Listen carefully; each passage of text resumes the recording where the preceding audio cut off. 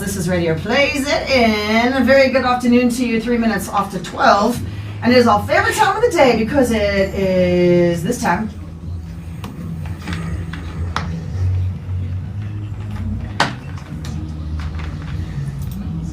Oh my gosh, guys, we're so fancy. Hello, coaches. How are ya?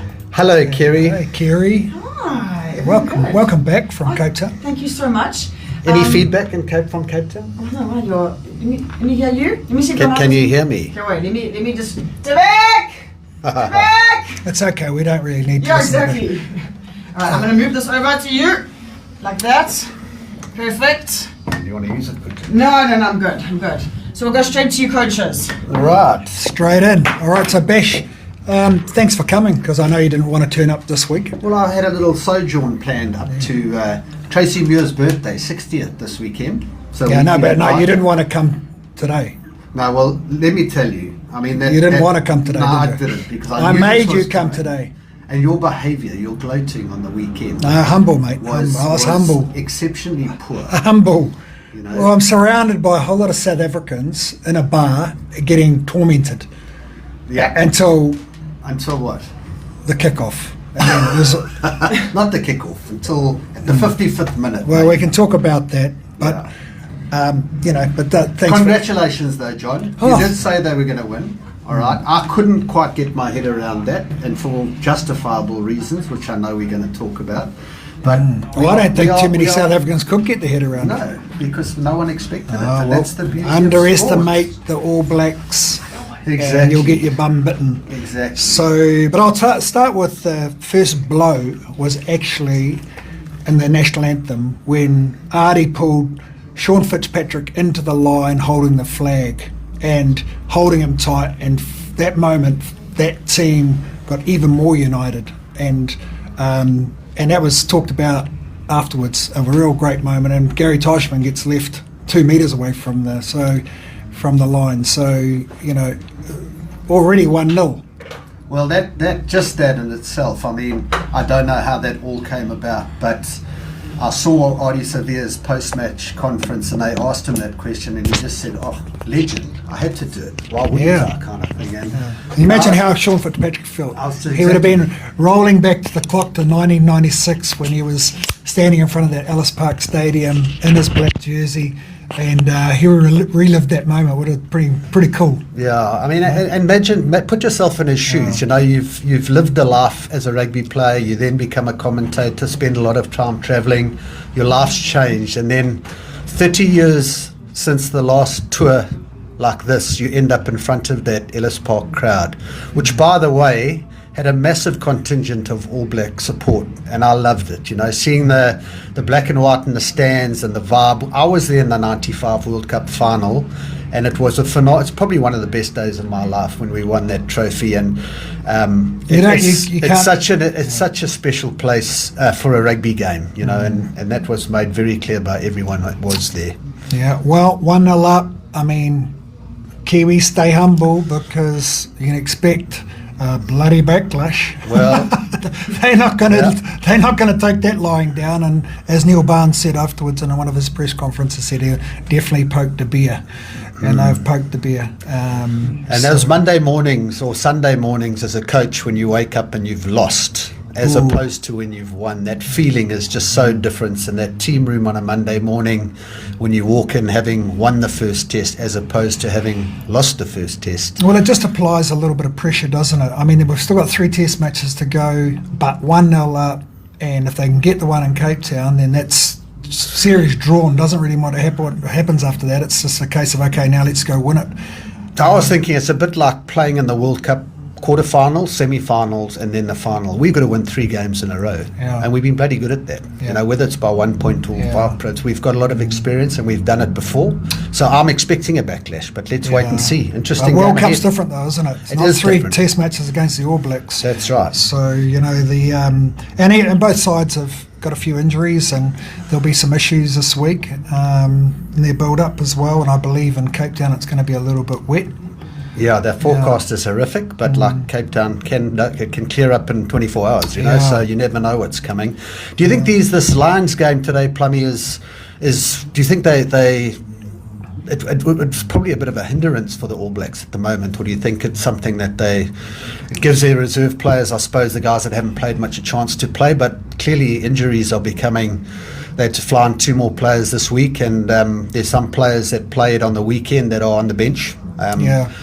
Tough for these midweek games. No, I think the guys that, because there's a squad of 42 out here, so the guys that haven't played since the Sharks, or some haven't played, since the Bulls, they're ready to go. So, and they want to, there'll be 1 or 2 spots we'll talk about a little bit later in the show around with that opened up potentially for a big performance by one of those All Blacks tonight. So, it's just an opportunity, isn't it? Yeah. And they'll see it like that, and they'll certainly be talking about that. Before we get into all of that and all the analysis around the test match, let's just go over a little bit of Currie Cup stuff from the weekend. All right, so the Currie Cup this weekend, Pumas played Griquas. Griquas beating the Pumas 38-14. Bulls played the Stormers. Bulls 26, Stormers 50. Sharks against the Lions, 22 all. Doesn't help anyone on the log when you get a 22 all draw. And the last game was on Sunday, the Cheetahs versus the Boerland, and the Cheetahs won that 33-24. Which makes a very, very interesting log at the moment. So the Griquas and the Cheetahs have qualified for a playoff. 1 round to go. 1 round to go. Yeah. Right, but they're in the playoffs already. And then there's 5 sides fighting for 2 spots. So you've got the Pumas on 17, Boerland and Stormers both on 16. Boerland ahead on points difference. The Lions on 15 and the Sharks on 13. The Bulls unfortunately haven't won 1 game, and that's who the Sharks are playing this weekend. Sharks get 5 points. They get 5 points. They go to 18, which potentially could be 3rd on the log. Yeah. So the Sharks are playing for a playoff. It's a big massive game. Massive Friday game. night. Friday. It is on. The Sharks are playing. Friday night. Yeah. 19:15, so 7:15. Yeah. And they've been all around Durban. They've been to KwaMashu, they've been to Maritzburg, and this game is at the Shark Tank. So it's they'll be really looking forward to playing their first game really on the tank. Yeah, good time to have it. A crucial game. Yeah.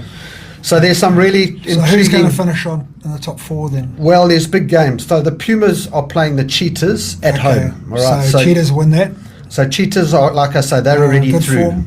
Yeah. They're playing for a home final, maybe. Well, Griquas should get the home final. Yeah. Well, 26 points each. Yeah. But Griquas are playing Boerland. In Boerland, so that's a tough fixture. And Boerland are playing for a top 4 spot. They are, they're on the same points as the Stormers. It's an interesting round, but it's exciting. Hey, watch Friday night, Currie Cup Rugby. Lions have got the Stormers. Just the warm up to the for Saturday for the big one. Nothing like a warm up drink. It's like a pre. Exactly.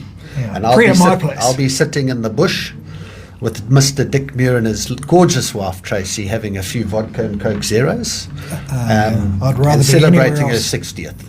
Oh, I'd like to be with Tracy having a drink, but not Dick. Look, the fact that we just got to say I'll be sitting in the bush with Dick is just excellent, and I'm going to keep my mind out the gutter. Oh, well, boys. You might have to come and visit, because you're also going to be We're going to be in the same bush. Yeah, the same bush. Uh-oh. Sounds like trouble. Whoa. So everything to play for. Everything other than the Bulls, everyone's got a chance of a playoff, so that's exactly what it's supposed to be like. And lots of exciting rugby there on Friday night, Currie Cup wise. Lovely. Well, great. Well, let's look forward to Friday night, but let's peel it back a little bit now. Let's have a little bit of a test review. I mean, what did we say on TMO last week, Bashman? We said that I said that New Zealand would only need 50% of the ball. Yeah, and they got just under 49%. Okay, and I thought turnover ball will be important, and they got 23 turnovers. Phenomenal. Okay. We thought they'd they need to hold on to the ball to execute their plan to put pressure on the Springboks line speed. Yeah. And they did that. They did. They found a way. And the way was clear for us, wasn't it? We knew that they'd find space, whether it was over the top with a bridge pass or kicking in behind and exposing that Springbok defence, and that's exactly what they did when they could. And you did say that, so credit again. You said you're really looking forward to see how the All Blacks came up with the plan, how they were going to expose that defence on the edge, and they found a way. And first try, and then 2 tries with bridge passes, and then 2 from 5 metre scrums. So 3 out of the 5 tries exposed the wingers, which was really interesting. The winger, it's going to be interesting to see if the weather could play a part, but it's going to be interesting to see if the Springboks adjust their defensive strategy, because I think this up and in line speed that they've got against the modern attacks is now becoming a little bit risky. So we saw Grant Williams getting vulnerable. Well, Grant's not the biggest guy, as we know, and Tupuvai was coming down on him with an offload inside to Morby. It was a pretty tough ask for Grant to defend. So probably why they've changed the nines this week, but certainly one of the reasons why they have. But I listened to Russie's a comment by Russie with selection wise, and he mentioned that bringing Sear in actually helps them a lot on the edge, and they called it the gate. He is in the gate position, so he seemed to think that they got a bit narrow with De Villiers being there, Paul De Villiers, which was interesting because I'm not sure of the system, but definitely we're exposed on the edge with the up and in system, and the other thing with that is none of those guys are out and out wingers, so we got exposed with Grant Williams on the wing, so potential problems there for Russie didn't have a reserve winger on the match day 23, so he goes into it with a 6-3 with Andre Estein being a hybrid. He has to go into 12 because a winger gets injured, and now Creel has to go onto the wing. Yep. And straight away, that's the thing with rolling the dice with selection and not having an area covered properly, because it affects another area when a centre has to go out to the wing or a 9 has to go out to the wing. And that's the rolling the dice of when it comes down to selection. That's right, and to be honest, we've done it a lot over the last number of years, and we've always seemed to get away with it and been a bit lucky. It nearly cost us in the World Cup final when we lost Bongi in the first minute, but lucky we had old Branders, Dion Ferry, who had the ability to come on and play that whole final like a legend. And he's turning 40 in a week's time, and he's just been selected again for the Boks. So interesting talking point coming up. That's unreal. So, and we thought that if New Zealand score 4 tries, that they'd win the Test match. Well, I thought, and they got 5. I didn't think they could score the 4 tries against the defence, So credit to All Blacks. You have to give it. But for me, you've got to stop gloating now. No, I'm not gloating. I'm just saying it was there and so plain and obvious for me, because even in the Argentina Test, there was space on the edges, but Argies weren't quite good enough to get it there. So we think we've got this impregnable line speed, but it can be a vulnerability if there's guys in it shooting up out of line and leaving spaces on the inside of the outside of that line speed. And if the wingers are going to defend on the 15 metre line and leave 15 metres of space, well, guys like Ruben Love and Geordie Barrett have got beautiful passing skills. They're going to expose that, and you're going to get big carriers down the edge of the field that are going to make 15, 20 metre gains. And those 15, 20 metre gains are valuable because then the next wave of attackers coming onto the ball that ruck. So I honestly think that they're going to need to look at their defence and go, okay, hold on, let's stay a little bit more connected, let's get a little bit more width, let's back at the inside defence, making good tackles and keeping our width, and then let's force the Kiwis to have to kick so that we can get the ball back. But when you've got 2 options around bridge pass over the top to the attacking players on the edge or kick behind, now you've got a couple of options. So I just thought that the plan for the New Zealanders was there. They just had to execute it, and they just needed enough possession. And look, at the end of the day, they didn't even need the territory because the Boks had 60% territory as well. So we spoke about that. You spoke again about what else did they have to do. They had to survive the aerial game, and the Boks won the aerial game. They were good at it. They had to. The scrum we said was going to be a problem. It was a problem. They had 14 scrums. They got penalised. When I say the All Blacks had 14 scrums. They got 6 penalties against them at scrum time. The South African side had no scrums in the first half on their own ball. They had 4 scrums in total, and of their own ball they got 3 penalties. So the scrum was rampant, it was dominant, and yet we didn't manage to capitalise. And that's why that territory stat was so high, because the kicks down, again, they didn't take penalty shots at goal, didn't build scoreboard pressure, chose to go in the corner, and then they weren't accurate with their execution inside the 22, which everyone's been talking about. But the thing is with the contestable kicks is that you might win those kicks, but it doesn't guarantee you an advantage off that unless you're prepared to play. And I don't know what the Springboks' plan was, because they often got those scraps from those contestable kicks, and then they just went back into another contestable kick, or they lost the ball with a knock on or whatever, but they never ever made it. Losing a contestable kick, the All Blacks, actually didn't really hurt them. Well, the one that they caught that I remember clearly was the Roy guard when he didn't get the try, where he didn't put the ball down, but Morby caught it over his shoulder and put D-Mac into space, and straight away you could see when they won their contestable kick that the All Blacks' first intention was to move that ball to space, line break, and potential try. I mean, it got outlawed, but it came off Damian Willemse and they had a 5-metre scrum. But once again, it was the Boks got a lot. It was the frustration for me watching that game is the whole time in the game up until the 55th minute. I wasn't concerned, because it was like I equated it to like a boxing match, when you're in and the one team is getting punched, but we can't land that killer blow. I'll be Muhammad Ali. Okay, quicker, the rope faster, better looking. You can be George Foreman, sort of fatty. So you almost like punch yourself out, and then next minute the guy that's on the receiving end lands one on the nose. Yeah.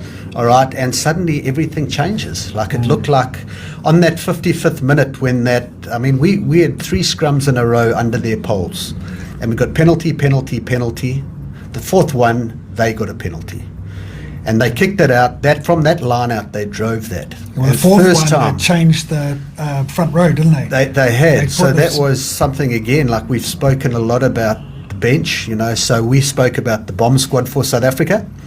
But I think the bomb squad from the All Blacks won the contest on the weekend. That front row. Bomb squad was not a bomb squad. No. It was more like what would you sort of say it was? Maybe it was like a missile squad, not a bomb squad. Not as missiles aren't as dangerous as bombs. Aren't they? No. So I don't think so. Well, yeah, being a military man. Yeah. Well, you got a missile up your bum after the 80 minutes, didn't you? Jeez, and did I get it? Let me tell you, around that bar, the dogs were barking, the Plumtree was going mad, but we had to do a little photo of him on Instagram with his no teeth. We made a AI-generated thing of him. Did you enjoy that photo? Oh, I loved that photo. We've actually printed it.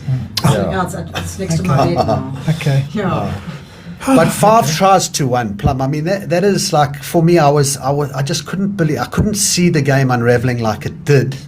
But having said that, now go back to your boxing analogy, because you stopped me halfway through. You were hitting me on the ropes. I'm dominating you. I'm punching you. And you're just hanging in. Yeah. Next minute. And next minute you get me with one little one on my nose. Bang, a little lucky blow. Not a planned blow. It was a lucky blow. I've punched myself out and I'm off my feet. And it looked like a confidence blow for the Boks more than anything. From that moment on, we sort of never came in the game. Then I got a few combinations in. Yep.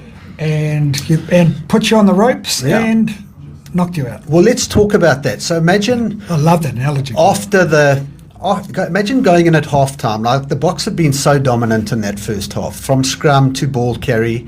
All right, this is our nemesis. So you'll never see Malcolm Marx from a driving line out go over the line and drop the ball. But Geordie Barrett had a point to play in that, and you can talk about that because you made me aware of that. Well, they put Geordie into that role where he has, if there's a peel off the maul, that Geordie is the tackler. Okay, because they're big boys, strong, and he's done it. He's held forwards up over the line before, so it becomes a kick-off. And in that moment, he ball ripped Malcolm, and it was beautiful. So it's actually planned. Where people are going, "Oh, Malcolm Marx dropped the ball," blah blah blah blah blah. Well, Geordie Barrett actually ripped the ball. It would dislodge the ball. So I think back off Malcolm, because Geordie's done that before. It was part of the plan. It's not just like a fluke that happened. I've just seen Malcolm Marx score so many tries, so there's a missed opportunity. On the 39th minute, we get a nice line out, and I think, here we go, it's coming, it's a perfect line out. We go on that back rip and run around the corner with Jasper Wiese, and he charges straight into Geordie Barrett, who once again ball strips him. So that technique, and I heard Rassie talking about it, they caught them off guard. They targeted the ball in the tackle. I mean, there were a number of strips or ball ripping, whatever you want to call it, that caught I saw Ox, it happened to Ox. You never see that happen to Ox, when he carried off 9 early on. But do you know why they do that? Why they do that? Because the ball carriers are too high. Well, there we go. They're running into contact too high, and that opens it up to that. It might not be the first man will rip, but if the second man in the tackle will rip. So they'll identify the guys in that team that run. I've seen Ox run high. I've seen him run too high and get ball ripped. I actually have seen that. So they will target that ball if it's not a nice low carry. Yeah. So traditionally, the Boks score 5.5 points per entry into the 22. This weekend, they were 0.9. We had 23 errors, 14 unforced errors, and a lot of those were in the 22. And that's the game right there. You know, you think about the missed opportunities, the amount of dominance and physicality that we did show. And I mean, can you imagine the All Blacks I looked at their faces in the last 5 minutes. There was some unbelievable defence by them in that last 10 minutes of the first half, how they kept the Boks at bay. And can you imagine them going into half time? I can imagine the boys saying, guys, we haven't played well in this half. We've been physically dominated. They've been all over us. And yet we're 1 point behind in the game. We just need to play a little bit. The Boks, on the other hand, are going, geez, we've made so many errors. We can't get our game going. We're winning the area, but we're dominating them. Yet they're only 1 point ahead. And there is, and I had a funny feeling the longer those All Blacks stayed in the fight, the more vulnerable we were going to become. And it's exactly what happened, you know. Yeah, but were you surprised the way the All Blacks played? No, you know, but were you surprised the way the Springboks played? No, either. I wasn't really. I was expecting. Well, I didn't look like there was a Tony Brown influence out there. Yeah, they didn't look like it at all. How many times did Jesse Kriel, Delunde? How many times did wingers get the ball in space? There was none of that. They had heaps of possession and territory to do it, but they stuck with a game plan that wasn't working. They were keeping it tight, relying on the maul, all of that, and in fairness to the All Blacks, they were. You know, their ruck defence was awesome.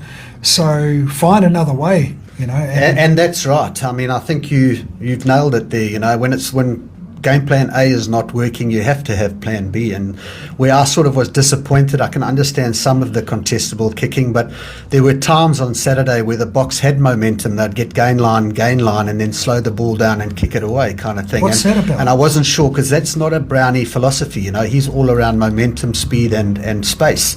So, and that's almost, and I know that again they were winning a lot of those contestable kicks, so it was working, but what they were doing with the scraps that were coming off those contestable kicks wasn't working. So they weren't getting any. They were winning a couple of little battles in that phase, but they weren't getting the killer blow. You know, so okay, well, let's go back to and let's talk about the Springbok skill sets. I mean, how many times do we see forwards passing behind and Sasha not being there? Ball was bobbling on the ground. All Blacks defence comes through. It happened so many times. I don't know. I'd have to have a closer look at it. I don't know whether it was the forwards passing out the back or whether. Well, I can remember two. One was Andre Esterhuizen, one was Peter Steph de Toy. I can remember, but there were umpteen out the back passes that didn't land. There was no one there; it just rolled on the ground. You know, so that's definitely not where we've been. You know, but if I go back to the Argentinian game, we weren't happy with the performance, but we managed to sneak a win. Even Scotland, we weren't dominant, but I think we've all had so much faith and still do have so much faith in Rassie that his plan that he's been talking about the whole time is the World Cup. One eye on the World Cup. Oh, so you won't mind if you lose 4-0 to the All Blacks? No, we will mind, definitely. Okay, so but I think when you change your team every week and there's no continuity in selection and you're picking players that haven't played rugby for a long time in big games, this is something that can happen.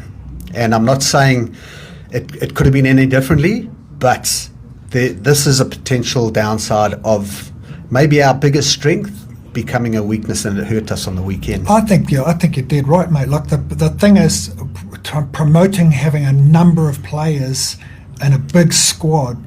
Well, are those number of players and big squad, are they all capable of winning a test match against the All Blacks, those players that they're talking about? They're not. Okay, so now you're not talking about a big squad that can beat the All Blacks. You're talking about 28 players that can beat the All Blacks. You're not talking about 48 players. This is one of the best teams in the world here. So I think we just lost our Springbok side. Have lost their way a little bit in terms of thinking about the squad rotation, naming teams early. There's almost a little bit of an arrogance flavour to it. All Rennie's done is picked 26, 27 of his best players from Nations Cup, the first game against France in Christchurch, and he's pretty much run with that squad, same squad, right up until this point, until he had to name 42 to do South Africa. Then a whole lot of guys come in. The players know exactly where they are. They have to perform because there are pressure on positions, but it's not wholesale changes. And then when you make wholesale changes, then all of a sudden what's get affected? Team performance, combinations don't get the run. I feel a bit sorry for Sasha. He hasn't had a lot of footy. He had the little run against Argentina, didn't go quite so well for him. And might have been even a good idea to put Sasha in the Stormers game against the All Blacks to give him a little bit more game time. Now he's out of the 23. So for me, he's almost a little bit of a victim to the whole preparation around team and squad selection. So. Yeah. I mean, I wasn't aware, but I heard on one of the things I listened to that was the first time that Grant Williams has started with Sasha Feinberg and Gomazulu. Yeah, so well, there's there your you go. 9 and 10 Yeah. combination, never played together from to start, And some of our bench selections, I mean, we've been raving about Porthen, so Zachariah Porthen is the future and he's going to go. But how on earth do you leave a Thomas the Tank Totoy, who's been the Premiership Player of the Year in the UK, especially when you're going to target the All Blacks with the scrum? How do you not pick him on the bench? And how good is he around the field? And he's been phenomenal. So scores tries. I think we when I say we the Boks, I think they missed. They got their selection certainly on the bench, and we could see that. Like I've said, the missile squad, not the bomb squad. They didn't have the effect, and I really thought George Bauer. Safar Moa was unbelievable. I mean, that guy's really, every time I see him play, since he's been in Durban, every time he comes off the bench, there's something happening. He causes havoc. Yeah. Well, we can talk about the benches in a minute. You've got a question here, gents. For TMO, first of all, love your show, men. When we were 16-19 down in front of the posts early in the second half, after the second or third scrum, should we have taken the 3, reset and go again? I feel we got arrogant with the scrums. Was that a massive turning point? Or that's a question or a statement? It's a good question. You take the 3, go ahead, or it would have been drawn, 16-19 at that time. So, but what I think because of the repetitive offences, they were looking for a yellow card because it wouldn't have been too far away from being a yellow card. And I don't mind that, but they got that scrum wrong. Yeah, it was a big moment in the game because when they let New Zealand out there. I saw Rassie saying it was a mistake, and a lot of the calls were made from the top, so he blamed himself. But I agree with you. I think that we were so dominant. I mean, we had penalty. I think they thought, and the ref had put them on a warning. And I went to Richie McCall breakfast this morning, and he mentioned that instant, and he said, in those test matches of this magnitude, he said there's such fine lines, and right there, if the Boks had scored to go ahead, this whole game could have been turned on its ear, like we've spoken about the boxing analogy and having you on the ropes, but somehow you survive it. The next minute, I'm on my back, I'll be knocked out. That is exactly what it felt like to me, and that was the critical moment in the game right there, where we got one penalty against us at scrum time, and it pretty much changed everything in that game. You saw the faces of the All Blacks players suddenly change, and it almost, I saw not fear in the box, but the confidence sort of just fell out of like a bit of panic setting in the Bok camp, and on such a critical moment, just a bad time to. Well, we talked about it last week. We said that big moments, big decisions. They can become massive turning points in the game, and then later on, the yellow card. When I think after Jacobson scored, and then there was the yellow card. Pretty much soon after that, when I think Love had a 50-22, and then that was Tapia. Quinton Tapia. So that's another thing we spoke about, the kicking. Plummy, in a little bit of analysis I did, the All Blacks in their back line, 5 players kicked the ball. 5 of their backs kicked the ball on the weekend, and that one you're talking about was Quinton Tapia. For a left-hand side scrum launch, they pass the ball to the third receiver, and he drops it on his foot, 50-22. In the South African kicking performance, there are only 3 South Africans that kicked the ball in the back line, one of which was Andre Esterhuizen, who only kicked the ball once. So most of our kicking, or all of our kicking, was coming off 9 and 10. And when you look, there was a charge down, which was also a critical moment because we had just kicked we had just kicked 3 points at the beginning of the second half, and then from that kick-off receipt, charge down by Fabian Holland on Grant Williams, which was bloody smart because he came from the blind side, not the open side like normal. And once again, there was just a bit of a momentum swing right there and then. Yeah.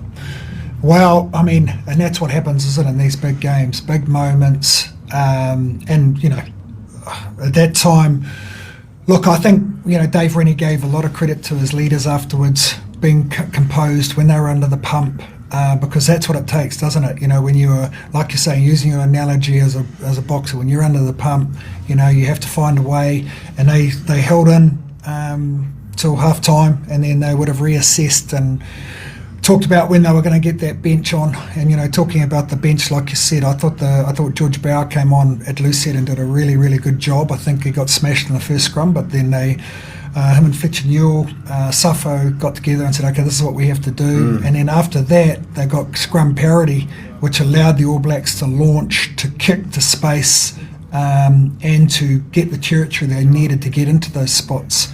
You know, so that reserve front row was really good, and geez, man, they need to be, because if it had carried on, you know, if the scrum had been dominated for 80 minutes, you know, wouldn't have happened like that. So I guess for that, the Boks we're looking this week to, with Thomas's selection, you know, possibly. If it's a bit of rain in Cape Town, there's going to be some more scrums, isn't there? Probably a few more both ways. Ball becomes a little bit slipperier, and yeah, so there could be another big moment. Certainly, that's where we'll talk a little bit later about what the New Zealand have to fix. So let's talk about Bash. Let's talk about some changes. All right. So you and I sat yesterday down the beautiful Mshlanga Rocks. Nice coffee, looking at the CA. And we named the Springbok team, and then an hour later it came out, so he's gone back to announcing on Monday. What do you think that is? Well, when he did that last week, I thought Rassie never changes. Like it came up in one of those Chasing the Sun episodes, how he wanted to give a player extra time, and Stick actually went to him and said, Rassie, we mustn't change what we do.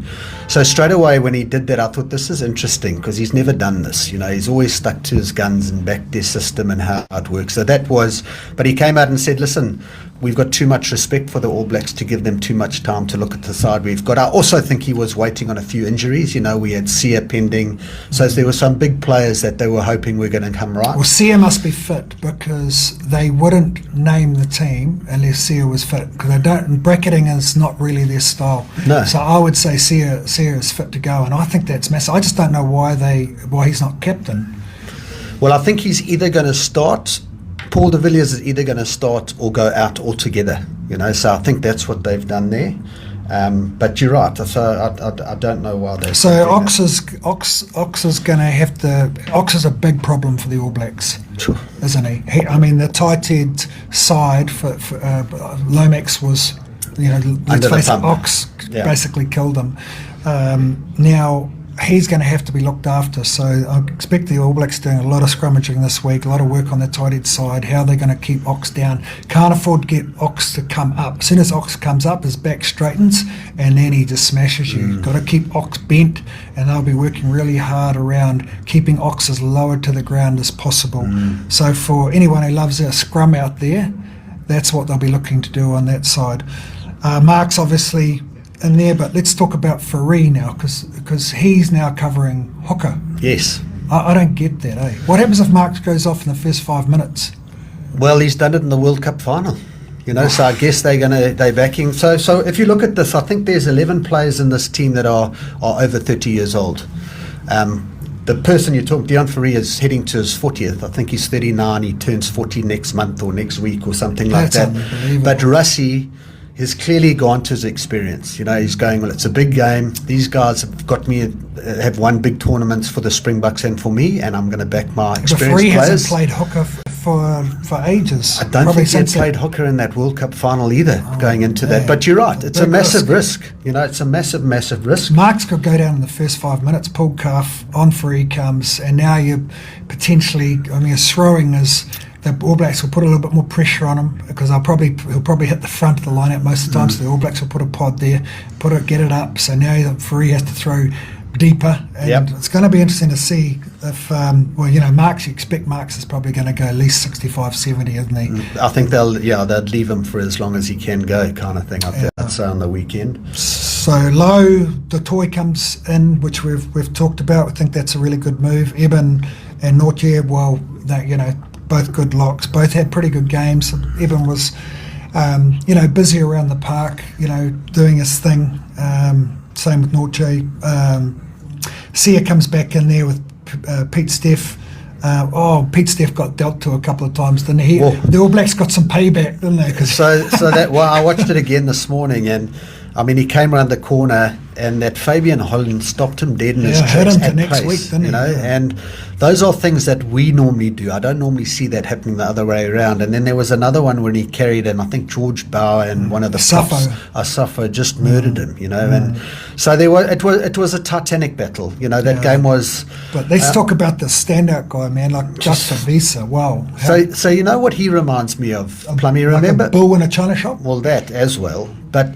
He's sort of got he's a bull in a china shop, but he's got unbelievable footwork. He doesn't hit.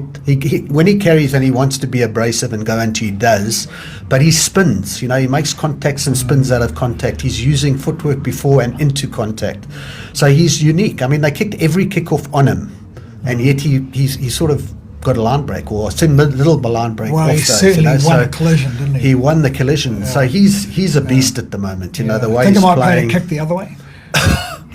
Well, why didn't they? I don't know. I think they wanted maybe to put him on the ground and hurt him, and just say let's him. But they didn't manage to do that. He just kept coming and coming and coming. So wonderful performance by Jesper Wiese on the weekend. I don't think he could have done. In fact, that forward pack, Plum, I don't think they did too much wrong in that game. They were dominant. Some of their skills are poor. Except the skills. And that's a big part of the game. It's a skillful game, Bash. You've got to can't just dominate physically. Yeah. You've got to be able to play with the ball. Yeah.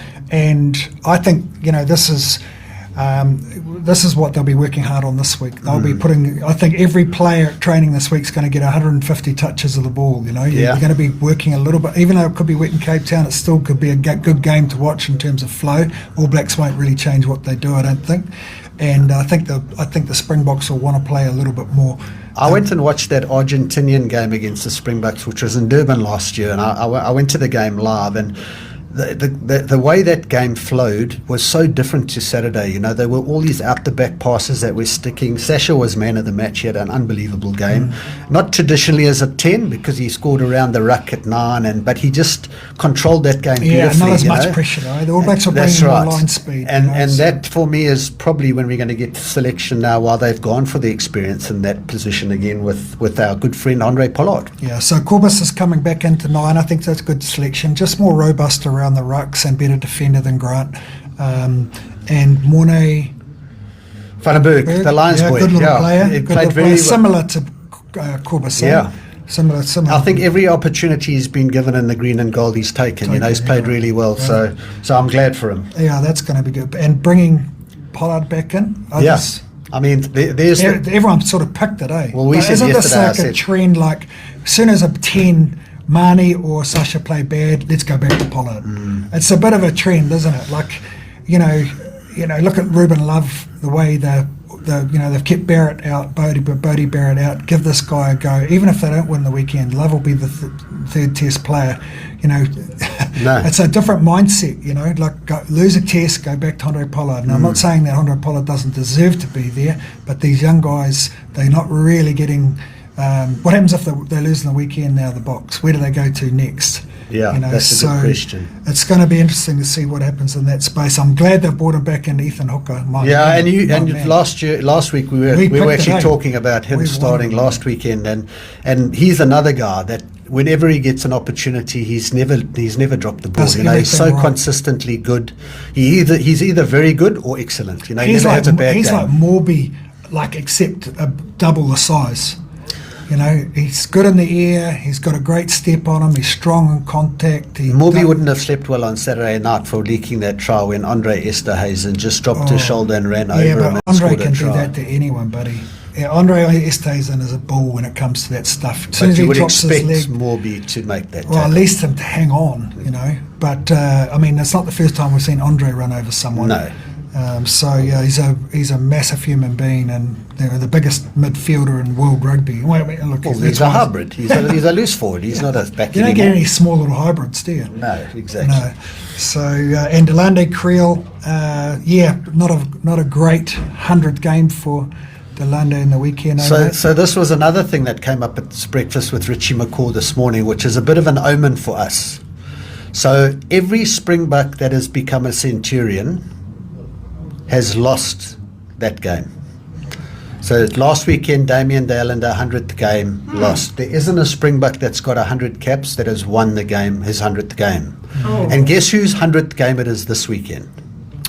Peter Steph du Toit in Cape Town. Oh, that's awesome for him, eh? Like he deserves What it. a servant, Yeah, eh? he's the man.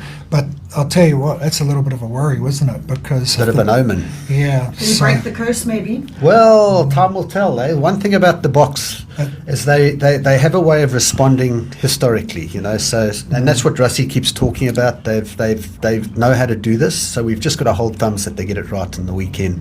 No, I'm too worried You're not about holding that. thumbs. I know that. But you think about that 100th game. Like, can it be emotional in the build-up to it? A lot of boys are reflecting on, let's have a big one for him, and that can take a shift away from what the job is, But so I hope this week and Pete Steff's the sort of character will go, hey, this is not about me. This is way more important than me. That will be his mindset, So I wouldn't be surprised if Pete Steff just runs out of that tunnel normally, doesn't have his family with him, and afterwards celebrate.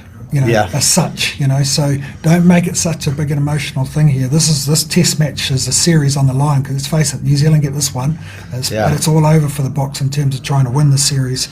So it's a massive game in that context. So we've got Korea Adriante starting and Williams fullback. He was unbelievable in the weekend, I thought. How's his high ball? He's phenomenal. He didn't kick the ball once, I don't think. So every time he caught it, he had a crack, brought the ball back, but then we would knock the ball on or couldn't get our game going. Yeah. So those handling errors were what killed us, Plum. It's simple as that. We had gain line dominance, we had set piece dominance, we had aerial dominance, but we still lost on the scoreboard. Yeah, and that's frustrating. Yeah, but it's a beautiful thing about rugby. Exactly. You don't, even if you lose a couple of areas of the game, you can still win it. You might not get the line out right on the day, but you still win the test. You might not get the scrum right on the day, but you still win the test. Your defence doesn't function as well as it can, but you score 6 tries to win the game. 6-4, whatever. That's the beautiful thing about rugby. Yeah, So and from the other side of it, you have to be good in all areas to win a test match. You can't just have a scrum, or you can't just have a driving maul, or you can't just rely on the physicality, because the All Blacks won't be happy with the fact that Visa made them look stupid. Okay, so they're going to be talking about that and fixing that up, and that'll be Tana's job this week. But the lovely thing for me is that the way the All Blacks, like you said, they hung in, they were getting smoked on the ropes, and they fought their way back. So let's have a look at the All Blacks. So De Groot and Lord unavailable this week because of the concussion protocols. And remember, we talked about concussion, the importance of that, Kerry, in a couple of shows ago. So those boys sit out now for 10 days and go through their concussion protocols. Plenty of the boys coming in for them. I see they bring in Offa Tonga Fassi and Jamie Hanna from overseas. You do know much about those boys? I think they're going to play tonight or be on the bench tonight. Offa's probably played 60 tests for Yes. the All Blacks. He's probably on the other side of the hill with in his test career, but he'll be great for tonight. Jamie Hanna's a young lock coming through the system.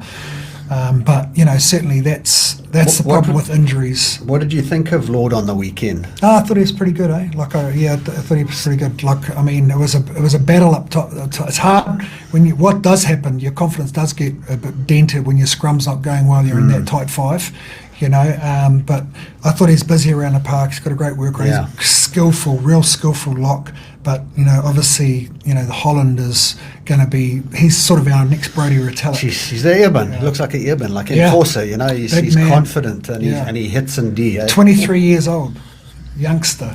He's got a massive career in front of him if he can stay fit.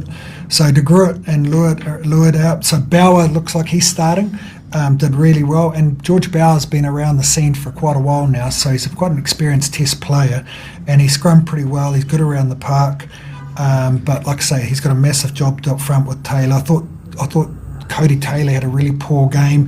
His game is going to come under pressure from Asafo, okay, and I think we don't know the team yet because the All Blacks haven't been named, but we wouldn't be surprised if we even saw Asafo start in the weekend. Lomax was poor in the weekend on the tight end side.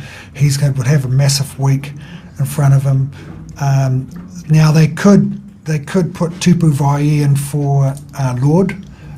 Okay, so that could be one change, and then Wow. Because he was good on the edge on the weekend. His athleticism and how they used him. I kept hitting from set piece, from line-out in particular, going to the midfield and then changing direction because of where Grant was defending on the wing, and he was making yards regularly up that touchline. But you can still use him in that role. Doesn't mean to say he has to. He just holds from line-out. So nothing has to change in that space, but it's just a different role for us. So Peter Lakai could come into 6, and Jacobson and Xavier will play 7 and 8 definitely. So that could be the change in the forwards. Bauer going to loose head, Tupuvai go to lock, and Peter Lakai goes to 6.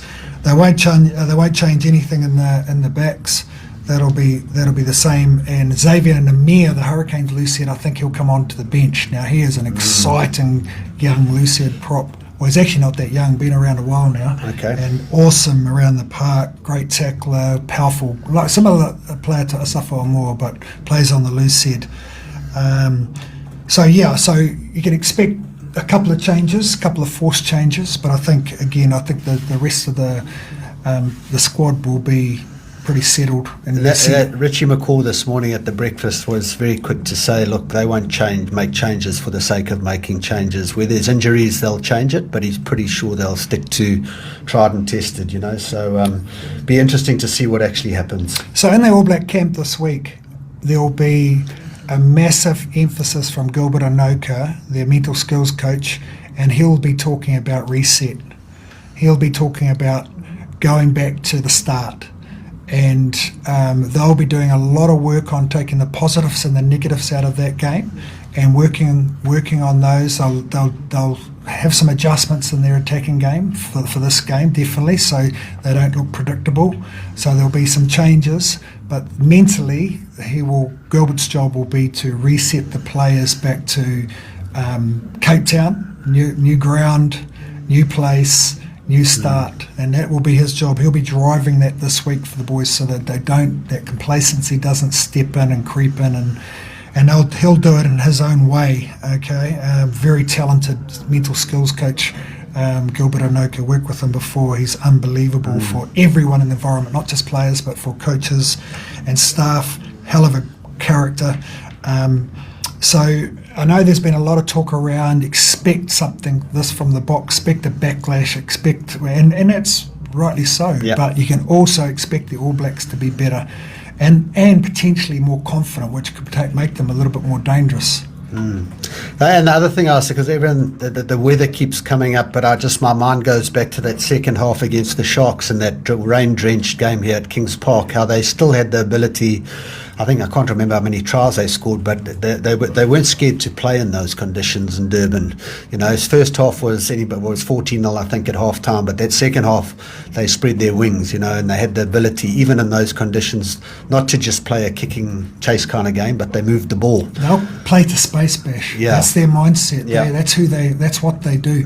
And one thing that came out when I was following a little bit of the news was that, again, talking about altitude and high volt and all of that, they do not talk about that stuff in the All Black camp. So talking about the weather in Cape Town, it won't come into their vocabulary. They'll go, whatever condition it is, we've got the game to play it, and it doesn't become a distraction. And that's the thing with having a quality mental skills guy in there that keeps them on track around. Understand what you've got to do, know your role in the game, and go out there and perform your role in the game, and then collectively it'll come together if everyone knows their role. Do your job, and that will be their mindset. Reset, go again. Yeah. It's just, geez, And that's the question: is they know what's coming this weekend. To be honest, I don't think the Boks are going to change hardly anything. I think they're just going to be more physical, more dominant, and hopefully they can make less errors, because there was nothing really in that game. I know 33-16. You look at that score; it sounds like a bit of a hiding, a 17-point spread that no one would have picked. I think you picked the All Blacks by 3, and it didn't feel like that in the game. I mean, up till that 55th minute, I felt like the Boks that was about to land that final blow that would knock them out, but didn't happen, and it came back with a backlash and bit us. Yeah, well, I think there will be a couple of changes from the Boks. I think they'll have defensively, defensive width defence, and I think they're going to be working real hard on their skills this week. Because, let's face it, the mauling and the scrummaging, these boys can do really, really well. So they'll be working harder on some of the things they're not doing so well. And I think that will be the mindset, because the players will want that. They'll want to be going, hey, do we need an extra scrum session? No, we don't. What we need is this. So how that coaching team with the experience they've got, Brownie, Felix and those characters, how they mould this weekend to get those players confident, because let's face it, they are under pressure. And we do know, and they do now. What the All Blacks have done is they've widened everyone's South Africans that have got a set of eyes in this country, because now it's all of a sudden it's like, whoa, hold on, this is a proper team, this is a collective team, and it's a united team, mate. It's a happy team. Adi Savier's leading well. Dave Rennie is grabbing the job now by the scruff of the neck.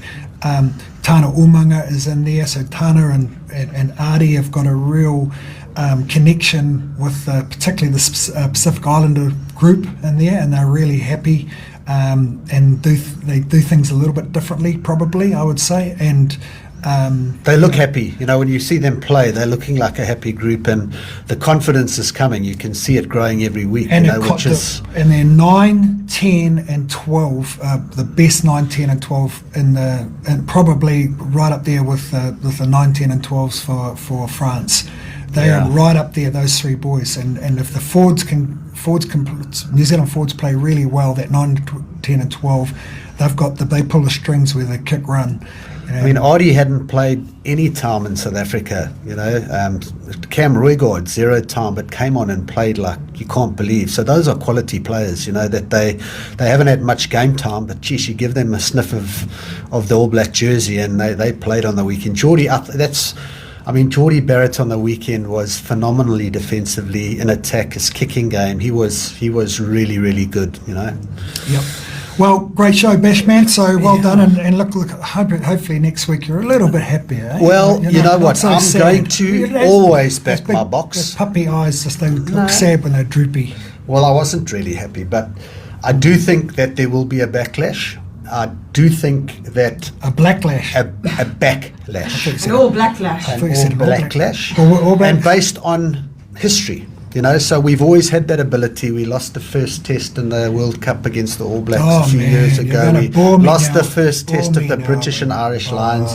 We've gone with our experience in the right areas, and let's hope that the South Africans can come back. Bash, can I ask a question? Sure. So we can be Boks supporters. I had this conversation with Gert last night. You can be a Boks supporter, but if I said to you, all your entire life savings, your wife's life savings, any future, anything for your kids, you have got to put on this game, would you still put your money on the Boks? I would put them on the Boks this weekend. Just because you're such an avid supporter, or you truly think they're going to win?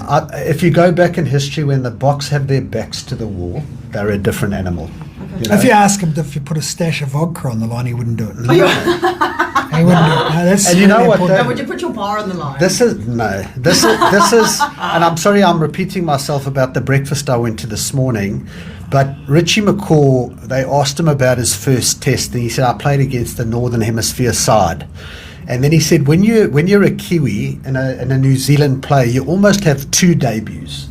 Your first one is your first one, but your second debut is your first test against South Africa, because he said it's a different animal. And that took me back a bit. I thought, geez, here's this legend of the game that's talking. He just said it's a different, mentally, physically, you just have to get yourself into a different spot. And these Boks are hurting. You know, they coming out on Saturday with a purpose. And I'm pretty sure that game was anybody's game on Saturday for a long time. Yes, the score went against us, and credit to the New Zealanders for doing it, but it was very close to being that knockout blow, John, and you know that. But time will tell. That's the beauty of sport, as you say. Well, 7 days is a long time for the Springboks. The New Zealanders will be looking forward to putting another little nail in that coffin. So we'll see how it goes. But thanks, Kerry. Thanks for coming back to us. Welcome back, yeah, Kerry. well, although we did think Mario did a good job. I was about to say Mario loved it. He messaged me did. afterwards. He had the time of his life with you guys. So Yeah. you know, Yeah. I mean, you're both kind Mario. of cool. So Mario. We're cool. Mario. All right, gents. Well, thank you so much. I was just saying that Tuesday's also working really well, and especially with these games. How do you feel about us keeping it Tuesday for the future, for this, especially with the games coming up, and then the Tuesday games, and then the Saturday games? Well, you just tell us where you want us. We're simple. You know, you just tell us what you want Stunning. to do. We'll do as we're told. I'll DM you. Thank you, boys. Have a wonderful rest of your day. This is TMO. Catch this full TMO will be up on our Spotify and our YouTube. Plus, obviously, the shorts will be going up as soon as Well we done, Bashy. Well done, Well done, everybody. Bye.